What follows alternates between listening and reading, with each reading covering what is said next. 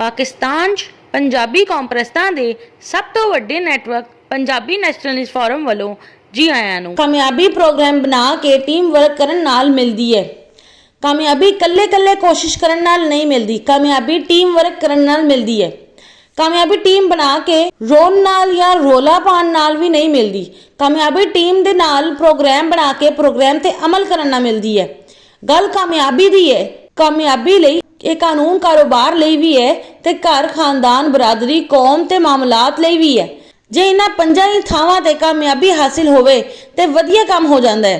ਵਜ੍ਹਾ ਇਸ ਦੀ ਇਹ ਵੀ ਆ ਕਿ ਕਾਰੋਬਾਰ ਘਰ ਖਾਨਦਾਨ ਬਰਾਦਰੀ ਕੌਮ ਦੇ ਮਾਮਲੇ ਵੱਖ-ਵੱਖ ਹੁੰਦੇ ਨੇ ਤੇ ਇਹਨਾਂ ਸਾਰੇ ਮਾਮਲਾਤ ਦਾ ਠੀਕ ਹੋਣਾ ਵੀ ਜ਼ਰੂਰੀ ਹੁੰਦਾ ਹੈ, ਕਿਉਂਕਿ ਕਾਰੋਬਾਰ ਦੇ ਮਾਮਲੇ ਇਨਸਾਨ ਦੇ ਮੁਆਸ਼ੀ ਮਸਾਇਲ ਲਈ ਹੁੰਦੇ ਨੇ, घर के मामले इंसान की जाती मसाइल ਲਈ ਹੁੰਦੇ ਨੇ, खानदान ते बरादरी के मामले इंसान के समाजी मसाइल ਲਈ ਹੁੰਦੇ ਨੇ, कौम के मामले इंसान के सियासी मसाइल ਲਈ ਹੁੰਦੇ ਨੇ।